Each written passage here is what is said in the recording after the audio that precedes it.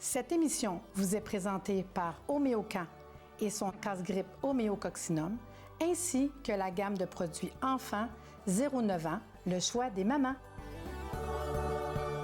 Ce mobilier est une gracieuseté de meubles Ashley de Laval.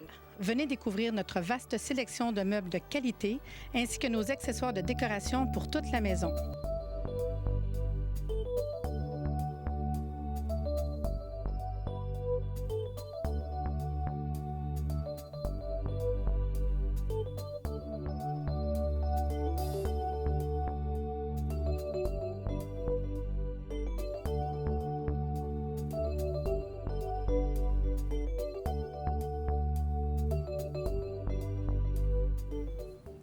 Bonjour, bienvenue à Réseau Santé. Aujourd'hui, il sera question de spécialistes décongestion respiratoire des bébés. Mon Dieu Seigneur! Je peux vous dire que ceux qui le savent, qui ont des enfants, c'est vrai que les lalas, moi les bébés, j'appelle ça des lalas, là, les enfants, ils ont de la misère à respirer, puis ils ne sont pas capables de se moucher. Dans le temps, on avait des espèces de poires. Il faut dire que ça a évolué, puis maintenant, je suis contente de voir qu'ils se vendent même des petites machines. Vous savez, maintenant, on a des sprays à mettre dans le nez à base d'eau de mer, etc., d'eau salée, en fait. Puis maintenant, il y a même des machines pour débloquer le nez, mais ça reste que c'est problématique, les enfants. Tu sais, Patricia, tu as 3 enfants. Quand je te parle du nez, congestion... Ils ne sont pas bien, ils s'étouffent en buvant, ils ne sont pas confortables, puis ça peut compromettre l'allaitement aussi. Des fois, ça fait que c'est plus difficile, puis ça fait des petits bébés qui sont moins heureux d'exister. Puis, puis aujourd'hui, bien, on a le plaisir d'avoir avec nous M. Sébastien Brassard, kinésithérapeute respiratoire. C'est vraiment sa spécialité, en plus d'être ostéopathe et enseignant. Fait qu'on a vraiment le spécialiste respiratoire. Mais Sébastien, pour les gens à la maison, présente-toi. Moi, je veux en savoir un peu plus sur toi. Bonjour à vous deux, merci de me recevoir. Donc, je suis kinésithérapeute respiratoire. Donc, la kinésithérapie respiratoire, en fait, c'est une technique spécifique de la kinésithérapie. Mais la kinésithérapie, en fait, il faut déjà lever un peu une confusion qui peut être faite au Québec, parce que je pense que vous vous êtes rendu compte, je suis français, hein. Oui, on a vu ça, je peux pas le cacher. Oui. Et en fait, la kinésithérapie, c'est le nom de la physiothérapie en Europe francophone. Donc, donc tous les pays francophones européens, donc la France. Et donc, cette kinésithérapie respiratoire, ce sont des techniques spécifiques pour décongestionner les bébés. Donc, de la naissance, donc quelques semaines, jusqu'à l'âge de 3 ans, parce qu'après, ils sont capables de le faire. Et donc, c'est une technique qui s'adresse aux bébés congestionnés. C'est une technique manuelle qui respecte la physiologie de la respiration de l'enfant. Et donc, c'est surtout une technique qui va les rendre beaucoup plus confortables. Puis qu'est-ce qui a fait que toi, ton cheminement, tu as été à travailler avec la kiné puis les enfants? Le goût du soin pour les bébés. Et surtout pour cette merveilleuse technique, parce que l'enfant arrive congestionné, donc avec des bruits qui sont très anxiogènes pour les enfants. Oui, c'est comme vraiment des bruits qui font vraiment très peur, qui font peur aux parents, qui sont anxiogènes. On se demande ce qui se passe, on se dit mon Dieu, il va s'étouffer. Et ça, c'est vraiment impressionnant. Donc les parents emmènent donc leurs enfants qui sont congestionnés chez un kinésithérapeute. Donc quand ils viennent me voir, ils repartent avec une respiration qui est calme, sans bruit, l'enfant peut enfin remanger, il peut enfin refaire une nuit qui est complète. Wow. Et ça, pour le bébé, ça c'est vraiment formidable. Et puis pour les parents, surtout, c'est un sacré soulagement parce qu'il y a l'angoisse qui retombe et puis surtout, il y a les nuits qui se refont normalement. Donc c'est sûr puis que c'est seulement des manipulations, il n'y a pas de médicaments, d'injection, de rien, c'est pas dangereux? Non, la technique, pour bien répondre aux questions, donc la technique est manuelle. Donc c'est-à-dire que ça se fait donc avec les mains. Il n'y a pas de machine, donc c'est pas une technique qui est invasive avec des aspirations, c'est une technique qui est manuelle, qui va s'intéresser d'abord à décongestionner le nez et les sinus. Et, pour les bébés de moins de 6 mois, c'est primordial parce que les bébés de moins de 6 mois respirent essentiellement, voire exclusivement avec le nez. Mais oui. Et ce qui fait que quand ils sont congestionnés au niveau du nez, ils ont un allaitement qui est beaucoup moins bon, ils ont un sommeil qui n'est pas du tout réparateur et puis ils peuvent même ne pas dormir du tout. Ils peuvent se retrouver aussi à perdre du poids parce qu'ils mangent moins, ils peuvent donc être déshydratés. Puis là, on arrive vraiment vers des situations qui sont du registre, là, on va dire, médical. Puis ils peuvent tousser, puis ils peuvent s'étouffer. Puis à un moment donné, c'est sûr, quand même, tu essaies essaie de dire mouche. Il y en a que c'est long. Tu regardes, c'est comme essaie de moucher. Toi, là, Mais ça c'est marche pas. dur. Non, mais Ouais, c'est ça, c'est long. Il y en a qui vont apprendre ça plus vite, mais c'est dur d'apprendre un enfant à se moucher. Ouais. Fait que c'est une des causes pourquoi que c'est important, qu'est-ce que tu fais comme travail. Exact. Dans le fond, quand le parent vient te voir en consultation, c'est parce que, un, il y a la problématique respiratoire. Oui. Deuxièmement, est-ce que, j'imagine, tu leur donnes-tu des trucs à faire à la maison? Oui. Parce que c'est ça qui doit. Moi, j'imagine, je t'écoute, puis je me dis, avoir été de voir, je dirais, bien là, qu'est-ce que je fais chez nous entre-temps s'il y a une crise ou si je vois qu'il respire mal? Ouais, tout à fait, ça fait partie de la consultation. En fait, il y a les gestes de décongestion, on pourra les détailler un peu plus tard. Ouais. Et puis, il y a aussi, surtout, donner des conseils aux parents. Donc, déjà les rassurer, donc essayer de les retirer un petit peu d'angoisse, donner des conseils aux parents, et puis surtout apprendre une technique qui peut être reproduite à la maison, complètement sécuritaire, qui se base sur la respiration de l'enfant et qui va donc permettre de décongestionner le nez des tout-petits à la maison. Et c'est une technique que les parents arrivent à faire. Il leur faut un peu de pratique, c'est normal, hein, c'est nouveau. Ça prend un petit peu de courage, mais elle peut se faire à la maison en toute sécurité. N'importe quoi qui entoure ton enfant, quand tu as un nouveau bébé, tu as plein de manipulations et de choses à apprendre, puis on prend normal. confiance. Puis comme je dis souvent aux parents, c'est que moi j'ai un rapport de soin avec les enfants, mais il y a une neutralité affective presque. J'en prends le plus grand soin possible, mais c'est pas mon enfant, c'est pas mon bébé. Donc, par contre, les parents dont c'est le bébé, et forcément, ils vont avoir un peu plus de réticence à faire les gestes que je leur montre. Ça doit. Mais oui, c'est normal. Mais avec la répétition, souvent, ils me laissent savoir par un email ou par un appel qui me fait toujours plaisir. Oui, mais j'y arrive, merci beaucoup, c'est super, etc., etc. Et ça fait vraiment plaisir. Puis là, pour les gens à la maison, quand même, c'est quoi qu'on parlerait comme l'âge? Est-ce qu'il y a un âge particulier? Est-ce qu'on parle de juste des lalas ou on parle, il y en a que je sais qui ont de la misère à respirer des fois. Ils ont 6 mois, y a-t-il un âge que tu reçois? Là, moi, je reçois les bébés et donc après les jeunes enfants, parce qu'ils ont jusqu'à 3 ans, donc on les appelle plus bébés, là, mais jusqu'à 3 ans. C'est ça. Parce qu'il y en a vraiment qui peuvent avoir, il n'y a pas d'âge pour dire, bien, écoute, mon enfant a des problèmes respiratoires, comme même moi en tant que thérapeute, ça se pourrait que je dise aux parents, écoute, oui, je vais te traiter en homéo, en naturo, puis peut-être parler des produits laitiers, un paquet d'affaires qui peut faire partie des facteurs des problèmes respiratoires, mais de leur dire, s'il irait en kinésie, ostéo, comme qu'est-ce que tu fais, bien là, c'est sûr que ce serait à Sunday. Là. En plus, c'est capable, comme parent, d'être capable de soulager un enfant pour l'aider à mieux respirer, je pense que, wow! Parce qu'il n'y a pas d'âge qui arrivent qui disent qu'ils ont de la misère à respirer, là. Puis même, on les entend dans le bureau, là, de faire vraiment des bruits, là, épeurants, genre balayeuse ou je sais pas oui, non, mais les bruits sont vraiment impressionnants. Non, pour vrai. Moi, ça me rappelle Timothée, mon deuxième, lui, quand il est né, puis c'est triste parce qu'on s'habitue à chaque fois que je l'allaitais, il s'étouffait, puis il s'étouffait. Mais ça finissait par passer. Au début, on était là, le papa puis moi, faire « Oh mon Dieu, est-ce qu'il va mourir? Est-ce qu'il va mourir? » Puis à un moment donné, on était rendu comme habitués. Il s'étouffait, puis on n'en faisait pas un cas, parce qu'on sait que ça passe, mais c'est pas le fun. Non, c'est pas le fun. Qu'est-ce qui peut être, mettons, comme, étant donné que tu en parles, qu'est-ce qui peut être la raison pour laquelle il s'étouffait? C'est encore la sécrétion? La congestion, bon, après, il peut y avoir aussi d'autres choses, comme des difficultés de déglutition, mais là, par rapport à la congestion, il est évident que chez un nourrisson de moins de 6 mois, avec une congestion nasale, sachant qu'il respire essentiellement par le nez, et ben, quand on mange, quand l'enfant se nourrit par l'allaitement, il se retrouve du coup avec une impossibilité de respiration. Donc un peu comme nous à l'âge adulte en fait. Nous, quand on est congestionné du nez, qu'on est enrhumé, quand on mange, on n'est pas confortable. Donc on arrive un petit peu à faire notre rythme et puis bon, on est grand, donc on sait faire un peu les choses. Mais puis ta spécialité, c'est ça. Mais mettons que moi, je dis, hey, moi, je prends un respiratoire, je vais te voir, on ne va pas me refuser. Oui. Non, mais je voulais voir si c'est vraiment ta spécialité. Non, ça serait un plaisir. Non, mais je veux juste savoir, est-ce que c'est vraiment... Toi, c'est les bébés, t'aimes ça, bébés. Ça va bien, j'aime ça, je trippe bébé. Exact. Mais dans le fond, tu viens me consulter, tu sais te moucher normalement. Oui. Tu sais comment te moucher.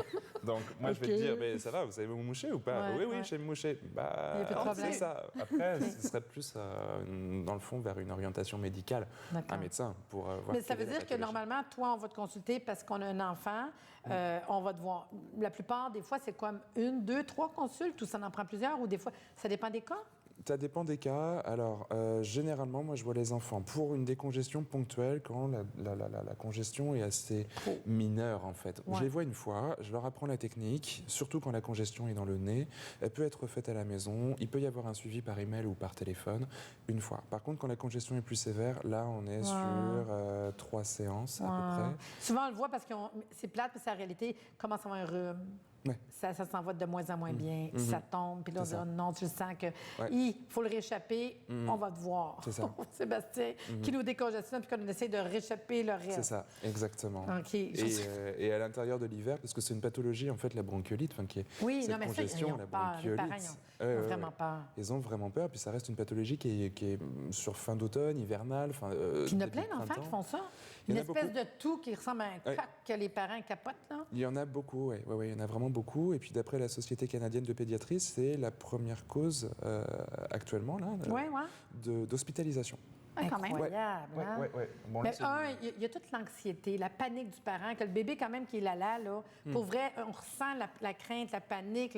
Puis, tu sais, qu'est-ce que tu veux? C'est sûr qu'on ne prend pas de chance. S'il faut qu'il s'étouffe, il peut mourir. Je veux dire, on s'entend que respirer, une couple de secondes, tu ne respires pas, parce qu'il y en a qui changent de couleur parce qu'ils n'arrivent plus à respirer. Oui, là, on arrive sur des cas qui sont vraiment très sévères, mais effectivement, ça peut être le cas. C'est ce qu'on appelle être en détresse respiratoire. C'est-à-dire mais non, mais c'est quand même... Puis la respiration, c'est hyper important. Puis comme on disait que tu manges ou que tu es allaité ou que tu bois puis tu as de la difficulté, bien là, c'est sûr que l'enfant peut maigrir, venir blanc, perdre de l'énergie. En fait, l'oxygène, c'est l'énergie numéro un. Tu montres ton enfant commence à être bleu, vert.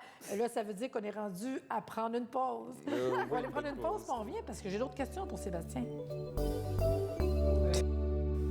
Nous sommes de retour avec Sébastien. Puis moi, ce qui est peut-être clair pour moi, là, c'est ton cheminement. Qu'est-ce qui fait qu'on devient kiné, qu'on va aller dans respiration, qu'on va faire de l'ostéo? Là? Je vais en avoir un petit peu plus d'informations à ce niveau-là. Alors, moi, j'ai toujours été attiré par le soin. J'avais réfléchi à faire des études médicales, mais je me suis orienté plus vers les études paramédicales, donc vers la kinésithérapie en première intention. Donc qui est le nom de la physiothérapie en Europe.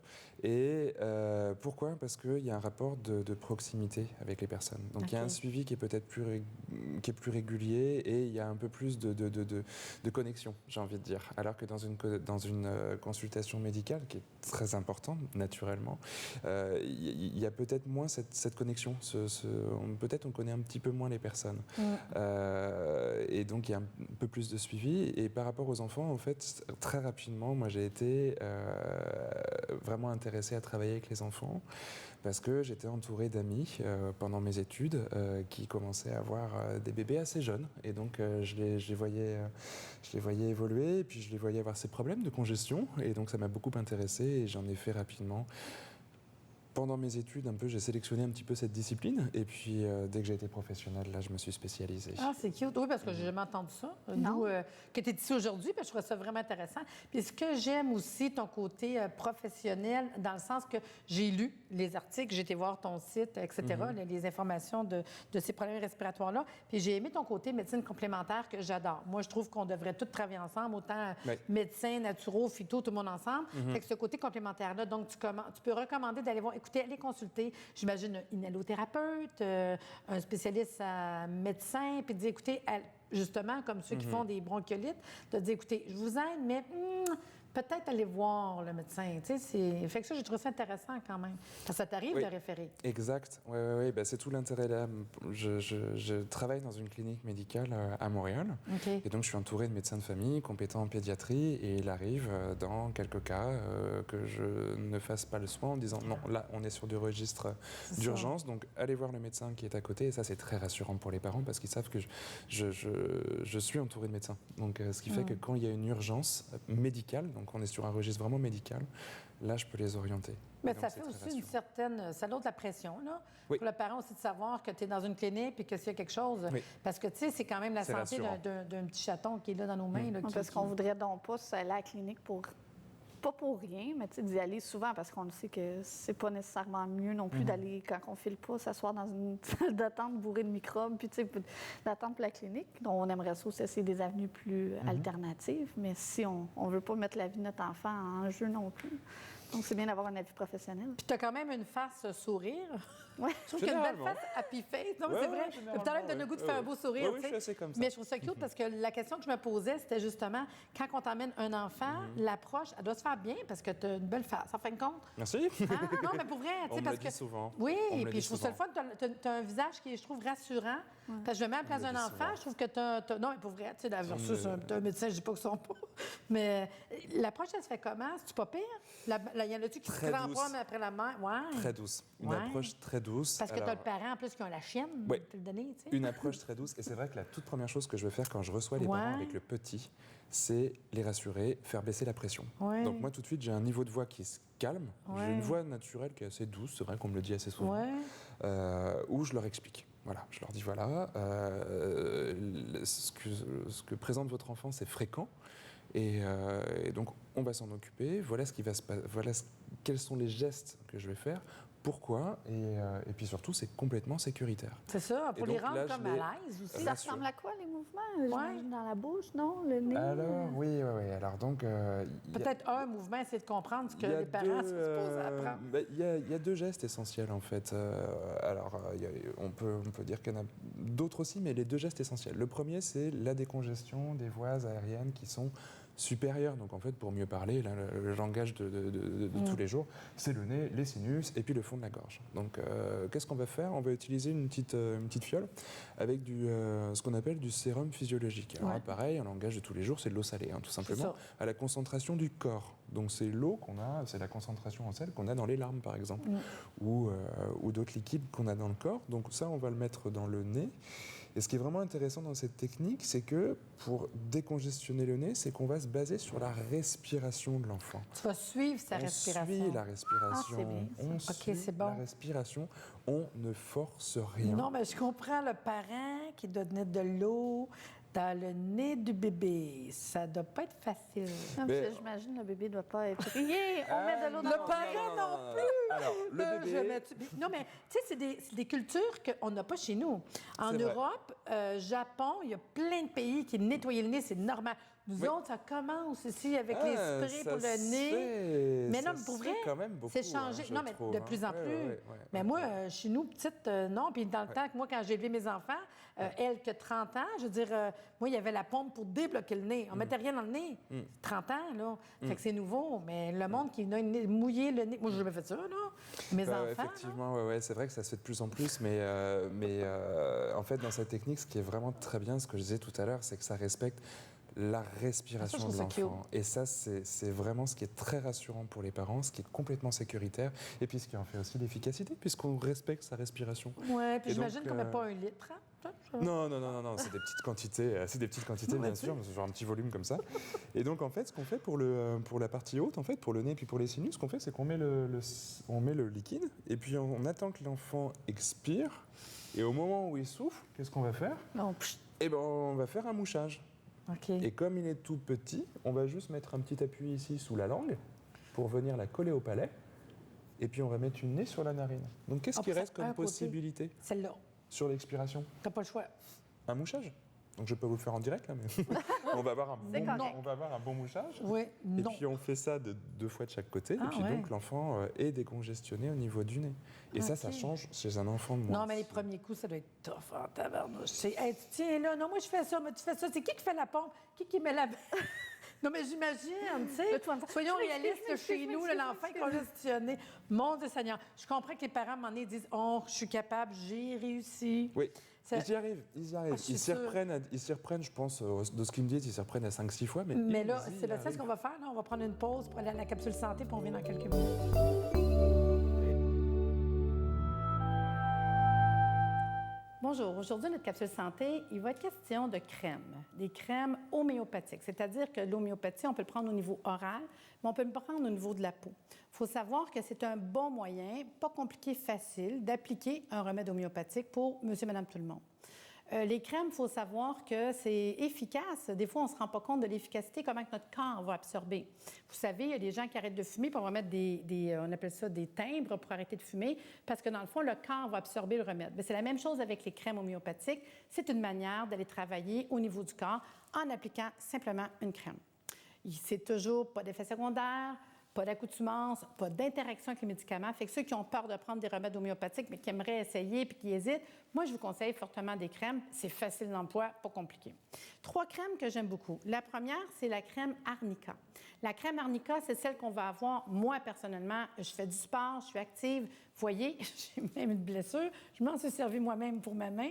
Donc, un petit bémol dans ma vie, un petit accident, mais j'étais contente d'avoir des granules Arnica puis de la crème Arnica que je me suis mis pas mal souvent pour ne pas avoir de bleu.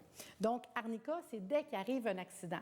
Vous arrivez, vous avez un bobo, tout de suite, on l'applique. Écoutez, instantanément, il y a de l'arnica, il y a de l'hypericum, il y a du symphytum, il y a plusieurs ingrédients à l'intérieur qui vont vous aider pour n'importe quel traumatisme. Donc, en ski, en vélo, à la course, on revient, on a mal dans le jambe, dans le genou, vous appliquez le plus rapidement possible et on répète. Pour n'importe quel coup, choc, blessure, accident, traumatisme, la crème Arnica d'Homéocan, elle est merveilleuse. Moi, personnellement, l'avoir sous la main, c'est indispensable. On ne sait jamais quand est-ce qu'on va se blesser. Ça, c'est de 1. Deuxièmement, il y a la crème Calendula. La crème Calendula, elle va travailler plus au niveau infectieux. C'est-à-dire que je vais avoir une plaie ouverte avec du sang, d'infection, etc. C'est sûr qu'on n'empêchera pas jamais d'aller au médecin, mais on a une blessure, une petite plaie ouverte, on peut mettre de la crème Calendula et venir mettre une gaze par-dessus. Fait qu'on peut l'appliquer. On peut mettre la crème Calendula sur un escar, une piqûre d'insecte, un eczéma, un psoriasis, n'importe quel problème infectieux. Elle est anti-infectieuse, elle est antifongique, n'importe quel problème à champignons, problème de peau à champignons, antibactérien, n'importe quel problème de bactéries au niveau de la peau, puis antiviral. Fait que tous les virus, c'est-à-dire comme un herpès, c'est un virus, hein? Fait qu'elle pourrait servir un peu là-dedans. Donc, c'est vraiment la crème pour blessures, coupures, mais qu'on a ouvert. On a vraiment besoin de quelque chose. Moi, les lèvres sèches, elle est vraiment bonne. La peau sèche aussi, merveilleuse. La troisième, je vous parle de la crème herpès. Celle-là, elle est vraiment formulée pour les problèmes d'herpès, que ça soit... Et puis herpès, vous savez, vous avez l'herpès simplex, qui est vraiment au niveau de la bouche, l'herpès de type 2, qui est plus au niveau des vaginales, et on a herpès zoster, qui est le zona.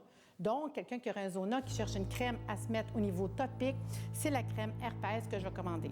On l'applique dès les premières minutes. Vous savez, des fois, on va faire comme « Ah non, ça pique, si je vais faire... » Tout de suite, on applique la crème herpès. Je m'en sers aussi pour ceux qui font d'herbapus. Dès que vous avez une petite bulle qui coule, qui soigne, on ne sait pas trop ce c'est qu'on a, les réactions de plantes, je mettrai celle-là. Donc, c'est mes 3 choix indispensables, pas dispendieuses. 3 crèmes qu'on va retrouver dans les magasins de produits naturels, dans les pharmacies, dans les Walmart. C'est distribué par la compagnie Homéocan. S'ils n'ont pas fait la demande, tout simplement, ils vont vous le faire entrer pour vous. Pour plus d'informations sur ces produits, vous allez directement sur le site Internet Homéocan, qui est le www.homeocan.ca. On a aussi la page Facebook d'Homéocan avec plein d'informations sur nos produits. Fait que j'espère qu'avec ces 3 crèmes-là, que vous allez appliquer des résultats incroyables et que vous allez découvrir l'homéopathie du côté crème.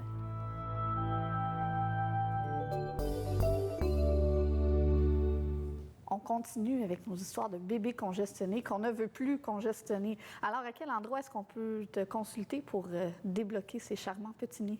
Alors, à Montréal, donc je travaille à la clinique médicale Angus. OK. Puis, j'imagine que les informations sont sur ton site Internet? Exact. Donc, le site Internet, c'est www.bb, tout attaché, avec congestion.com. On peut pas l'oublier, bébé J'ai voulu congestion. faire simple. Au plus Puis, simple, c'est la même au chose plus sur efficace. Facebook, bébé congestion. Exact. OK.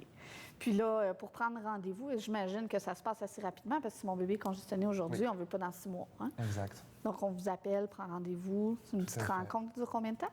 Il faut compter une vingtaine de minutes. Ah, mais c'est rapide. Oui, c'est assez rapide. De toute façon, il faut être rapide parce que c'est pas une technique qui... C'est une technique très efficace, mais qui est quand même assez éprouvante pour l'enfant. Donc, il faut que ce soit assez rapide. On ne va pas passer 1 heure, là. Il est congestionné, il ne va pas aimer ça du tout. Puis j'imagine que tu fais des reçus aussi pour les assurances? Exact, ouais, tout Ça, à c'est fait. intéressant. Oui. Puis si on veut te téléphoner, le numéro de téléphone? Alors, 514-961-6442. Ce qu'on disait, c'est qu'on a parlé beaucoup de respiratoire, mais un des gros problèmes, les bronchites asthmatiques, les enfants, des fois, les rhumes, ça tombe là. Il y en a qui traînent ça longtemps. Tu fais-tu quelque chose de côté bronchique? Alors, côté bronchique, oui, et c'est essentiellement pour la bronchiolite, en fait. Puis la bronchiolite, c'est l'ensemble des congestions au niveau des bronches, on va dire, d'origine virale. Et en fait, là encore, c'est une technique qui est encore manuelle et qui se base essentiellement sur l'augmentation du flux expiratoire. Qu'est-ce que ça veut dire? On augmente la vitesse de l'expiration. En fait, on a une main sur le thorax, une main sur l'abdomen. On va augmenter, là encore, là on respecte la respiration de l'enfant. On se cale sur son rythme. Et donc, on va augmenter la vitesse. Et qu'est-ce que ça fait? Quand il expire, on appuie. Exactement, c'est un appui sur la cage. Je vérifie le micro, parce que tout à l'heure, il y avait ce micro. Là, j'ai dit pas petit, c'est toujours micro, j'avais peur que ça c'est mignon. Voilà, donc on appuie sur la cage thoracique. Dans le fond, c'est aussi d'amener le calme, j'imagine, pour le parent aussi, pour l'enfant, avec cette pression-là comme ça? Alors là, on est vraiment pour faire remonter les sécrétions jusqu'à la trachée. Ensuite, on stimule un petit réflexe de tout ici au-dessus de la trachée, là encore complètement sécuritaire. C'est un réflexe, c'est un petit appui ici.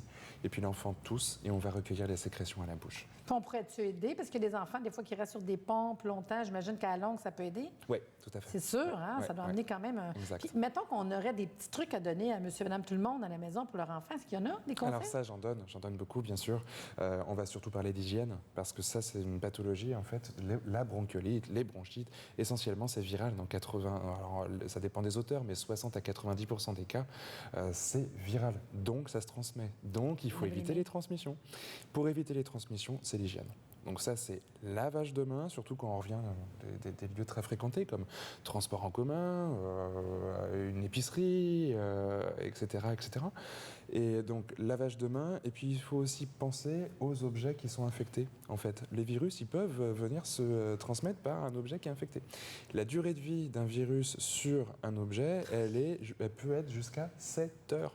Donc, le grand frère qui est infecté, qui met à la bouche un petit jouet, qui donne à son petit frère ou à sa petite sœur bébé, parce que voilà, il veut partager ça avec lui, hop, il donne. On partage, c'est beau l'amour.